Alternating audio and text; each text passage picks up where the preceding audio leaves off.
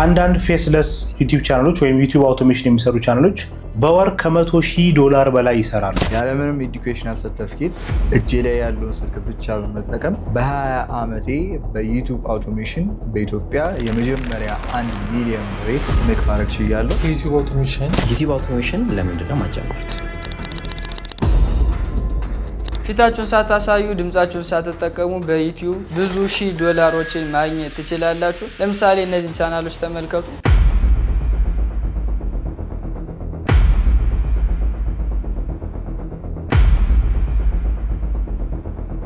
እነዚህ ቻናሎች በሚሊዮን የሚቆጠሩ ተከታዮችና ብዙ እይታዎች አላቸው። የነዚህ ቻናል ባለቤቶችም እነዚህን ቪዲዮዎች እነዚህን ቻናሎች የሚሰሯቸው በሞባይል ስልካቸው ብቻ ነው። በዚህ ቪዲዮ የዩቲዩብ አውቶሜሽን ምንድነው፣ የዩቲዩብ አውቶሜሽን ለመጀመር ሙሉ ሂደቱንና በዩቲዩብ አውቶሜሽን ተከፋይ እንዳትሆኑ የሚያደርጋችሁን አንድ ትልቅ ስህተት አሳያችኋለሁ። ቪዲዮን ለመጀመር ዝግጁ ከሆናችሁ ቪዲዮ ላይክ፣ እንዲሁም ለቻናሉ አዲስ ከሆናችሁ ቻናሉ ሰብስክራይብ በማድረግ ቤተሰብ ይሁኑ። ወደ ቪዲዮ እናልፋለን።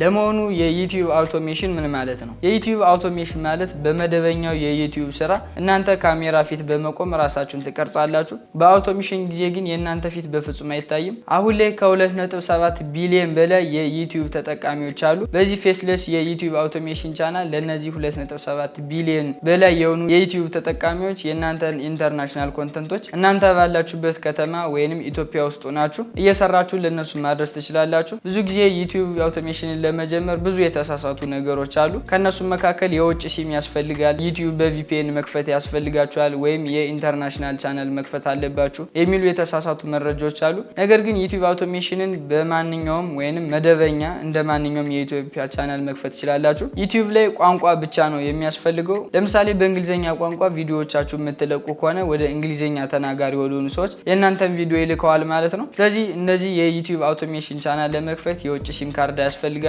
ይህ የዩቲዩብ ቢዝነስ በ4 መሰረታዊ ነጥቦች ብቻ የተዋቀረ ነው። ስክሪፕት መጻፍ፣ ቮይስ ኦቨር ማዘጋጀት፣ ቪዲዮ ኤዲት ማድረግና ታምኔል ዲዛይን ማድረግ ብቻ ነው የሚጠበቅባችሁ። አሁን ስለ ዩቲዩብ አውቶሜሽን አንዳንድ ነገሮች ግልጽ ከሆኑልን ከዚህ በመቀጠል የምንሄደው የዩቲዩብ አውቶሜሽን ከጀመርን በኋላ የዩቲዩብ አውቶሜሽን ቻናሎቻችን በአጭር ጊዜ ውስጥ ብዙ እይታዎች እንዲያገኙ የሚረዳንን መሰረታዊ የሆነ ነጥብ ነው። እሱም ትርፋማ ኒች ወይም ኮንተንት መረጣ ነው። በዚህ ስራ ውስጥ በአጭር ጊዜ ውስጥ ስኬታማ ለመሆን 90% የሚወሰነው በምትመርጡት ኒች ወይም ኮንተንት ሀሳብ ነው። ዩቲዩብ ላይ አርፒኤም እና ሲፒኤም የሚባሉ ሁለት ነገሮች አሉ። እነሱ ማለት ዩቲዩብ ላይ ማስታወቂያቸውን የሚያሳዩ ድርጅቶች ስለ ገንዘብና ውድ ስለሆኑ ነገሮች የሚሰራ ቻናልን ከተራ መዝናኛ ቻናሎች በላይ ውድ የሆኑ ክፍያዎችን ይከፍላሉ። አሁን በሚመጣው ክረምት ከትምህርትም ከስራ ጎን ለጎን እናንተ ብትጀምሯቸው በአጭር ጊዜ ውስጥ ስኬታማ የምትሆኑባቸውና ብዙ የዩቲዩብ ክፍያዎችን የምታገኙባቸውን 3 ከፍተኛ ኒቾችን ላሳያችሁ ነው። በመጀመሪያ ደረጃ በዩቲዩብ አውቶሜሽን ላይ በአጭር ጊዜ ስኬታማ የምትሆኑበትና ብዙ ክፍያዎችን የምታገኙበት ኒች ሌግዠሪ ኤንድ ቢሊዮነር ላይፍ ስታይል። ዓለም ላይ ስላሉ ስለ ቢሊዮነሮች ውድ ንብረቶች ወይም ስለ ዓለም ውድ መኪኖች የሚያወሩ ቻናሎች ዩቲዩብ ላይ በአጭር ጊዜ ውስጥ ስኬታማ ይሆናሉ። ብዙ የዩቲዩብ አውቶሜሽን ክፍያዎችንም ያገኛሉ። እዚህ ስክሪን ላይ እንደምትመለከቱት በእንደዚህ አይነት የዩቲዩብ አውቶሜሽን ቻናሎች እንደዚህ አይነት ኮንተንት ወይም እንደዚህ አይነት ኒች የሚሰሩ ቻናሎች በአማካኝ በወር ውስጥ በ1000 ቪው ከ5 እስከ $15 ያገኛሉ። ምክንያቱም እንደዚህ ቻናሎች ላይ ማስታወቂያ ቪዲዮቸውን የሚለቁ ድርጅቶች የውድ ሰዓትና የጌጣጌጥ መሸጫ ሱቆች፣ የቪላ ቤት አከራዮችና የግል ባንኮች ስለሆኑ ዩቲዩብ ለእንደዚህ አይነት ቪዲዮዎች ከ5 እስከ $15 በወር በአማካኝ በ1000 ቪው ይከፍላል ማለት ነው። አንዳንድ ጊዜ ደግሞ የእናንተ ቪዲዮ የሚያዩት ሰዎች ብዙዎቹ አሜሪካ፣ ካናዳ፣ እንግሊዝ ውስጥ የሚኖሩ ከሆኑ ይህ የዩቲዩብ ክፍያ እስከ $20 ሊያድግ ይችላል ማለት ነው።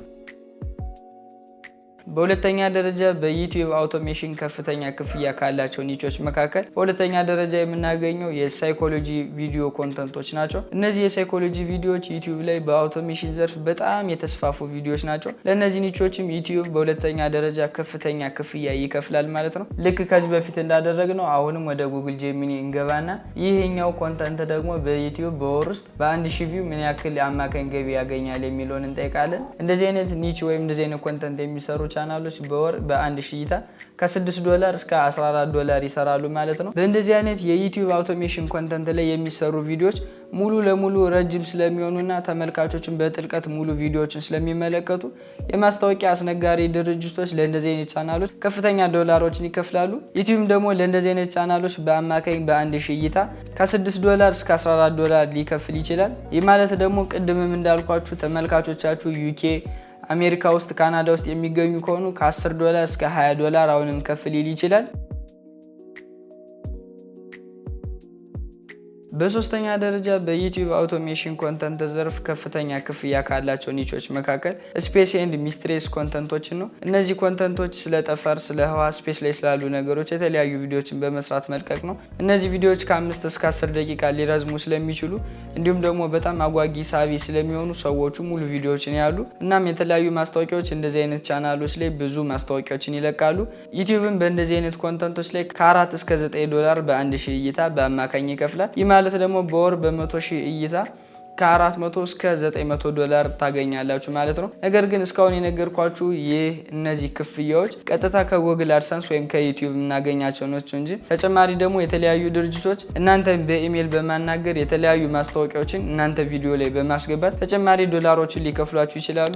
እስካሁን ከፍተኛ ክፍያ ያላቸውን የዩቲዩብ አውቶሜሽን ኒቾችን አሳይቻችኋለሁ። ከዚህ በመቀጠል ወደ ቪዲዮ አሰራር እናልፋለን። ነገር ግን ወሳኙ ነገር የሚመጣው ከዚህ በመቀጠል ነው። ብዙ ሰዎች የዩቲዩብ አውቶሜሽን ቪዲዮዎችን ሰርተው ቻናላቸው ሞኔታይዝ የማይሆንበትን አንድ ትልቅ የኤአይ ስህተት አሁን ላሳያችሁ ነው። ቅድም እንዳልኳችሁ የዩቲዩብ አውቶሜሽን በ4 መሰረታዊ ነገሮች የተዋቀረ ነው። ከነዛ መካከል የመጀመሪያው የሚሆነው ስክሪፕት መጻፍ ነው። የዩቲዩብ አውቶሜሽን ስክሪፕቶችን ለመጻፍ እናንተ ጥሩ የእንግሊዝኛ ተናጋሪ ከሆናችሁ እናንተ ለሰው በሚስማማ ቃል በእንግሊዝኛ ስክሪፕቶችን መጻፍ ትችላላችሁ። ነገር ግን አሁን ስራ ቀሏል። ብዙዎቻችን ስክሪፕቶቻችን የምንጽፈው በአርቲፊሻል ኢንቴሊጀንስ ወይም በኤአይዎች ነው። ቀጥታ ወደ ጄሚኒ ኤአይ እንገባና ቅድም በዩቲዩብ አውቶሜሽን ላይ ከፍተኛ ክፍያ ያላቸው ኒቾች መካከል 3 ኒቾችን አይተናል። ከነዛ መካከል ሶስተኛውን በመምረጥ what happens inside a black hole የሚል ርዕስን ሰጠ ነው። የ1 ደቂቃ ስክሪፕት እናዘጋጃለን። ከዛ በመቀጠል ቮይስ ኦቨር እንዴት እንደምንሰራና ቪዲዮዎችን ኤዲት አድርገን ታምኔል ሰርተን እንዴት ፖስት ማድረግ እንዳለብን አሳያችኋለሁ። ይሄን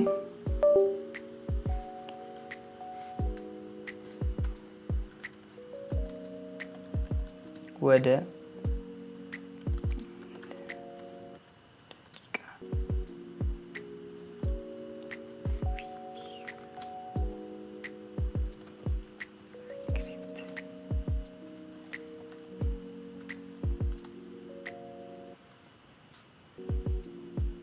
ጄሚኒን በአጭር ጊዜ ውስጥ እንደዚህ አይነት ጸድ የሆነ ስክሪፕትን አዘጋጅታ ትሰጠናለች። ከዚህ በመቀጠል ጄሚኒ የጻፈችልንን ስክሪፕት ሙሉ ለሙሉ ኮፒ እናደርግና እንደሌላ ቲፕ እኔ ራሴ የምጠቀመው ወደ ቻትጂፒቲ እገባለሁ። ጄሚኒ ስክሪፕትን ብዙ ጊዜ ሲጽፍ ደረቅ የማድረግ አይነት ይዘት ስላለው ሙሉ ለሙሉ ስክሪፕትን ኮፒ ታደርጉና ወደ ቻትጂፒቲ ትገባላችሁ።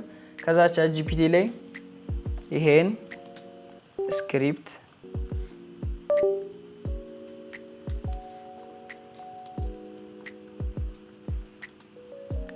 እንደ አንድ ኮንተንት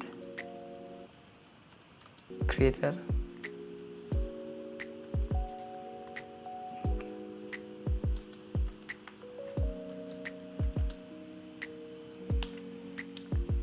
ይህን ስክሪፕት እንደ አንድ ኮንተንት ክሪኤተር ገምግመህ አስተካክሎ ብለን ከእንደገና ቻትጂፒቲ ላይ እንልኳለን።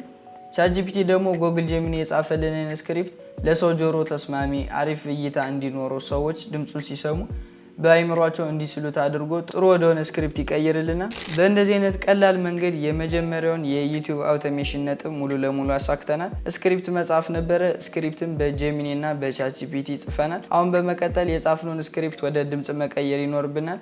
ያንን ለማድረግ ደግሞ ቀጥታ አሁን ወደ ጉግል ክሮም እንገባና 11 ስላብ ብለን ሰርች እናደርጋለን። ከመጣላችሁ በኋላ በኢሜል አካውንታችሁ ሎጊን አድርጋችሁ ትገባላችሁ። ወደ 11 ስላብ ኤአይ ላይ ከገባችሁ በኋላ የሚመጣላችሁ ወርክ ስፔስ እንደዚህ አይነት ወርክ ስፔስ ነው። ብዙ አማራጮች አሉት። ከነዛ መካከል ግን እኛ የምንፈልገው ቴክስት ቱ ስፒች ነው። ቴክስት ቱ ስፒች የሚለውን ከመረጥን በኋላ ቻትጂፒቲ ላይ ኮፒ አድርገን ያመጣነው ስክሪፕት እዚህ ጋር ፔስት እናደርግለታለን። Hi YouTube. My channel name is Asteribe Media, and I recently received Hi YouTube. My channel name is Asteribe Media, and I recently received feedbacks. እንዲያነብልን የምንፈልገውን የኤአይ ድምጽ እንመርጣለን። ብዙ ጊዜ በዩቲዩብ አውቶሜሽን ጥሩ የኤአይ ቮይስ ኦቨር ለመስራት እነዚህ ብሪያን የሚለውን ድምጽ ብትጠቀሙ አሪፍ ነው። Hey everyone, welcome back to the channel. እዚህ ላይ ፔስት ካደረግን በኋላ ጀነሬት ስፒች እንለዋለን።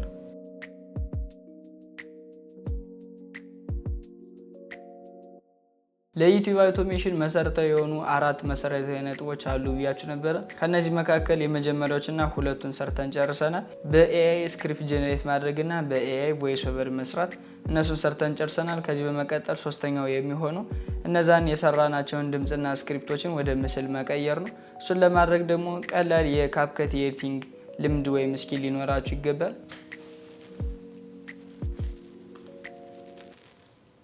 በ11 ላብ ሰርተን ያዘጋጀውን ቮይስ ኦቨር ዳውንሎድ አድርገን ወደ ካፕከት አዲስ ፕሮጀክት እናስገባለን። እንግሊዘኛውን ለመረዳት በጉግል ትራንስሌት መተርጎም ትችላላችሁ። ለእያንዳንዱ ለኤዲቲንጋችሁ ኢሜጅ ጀነሬት ማድረግ ከፈለጋችሁ ቻትጂፒቲን ጄሚኒን ተጠቅማችሁ የተለያዩ ምስሎችን በመጠቀም ኤዲቲንጋችሁ ላይ በመጨመር ኤዲቲንጋችሁን ከፍ ማድረግ ትችላላችሁ። ነገር ግን ወሳኙ ነገር የሚመጣው ከዚህ በኋላ ነው። በዩቲዩብ አውቶሜሽን ተከፋይ ለመሆን መሰረታዊ ነጥቡ የሚጀምረው እዚህ ጋር ነው። በዩቲዩብ አውቶሜሽን ቻናል ተከፋይ ለመሆን ሙሉ ለሙሉ ኤአይ የሰራው ኮንተንት መሆን የለበትም።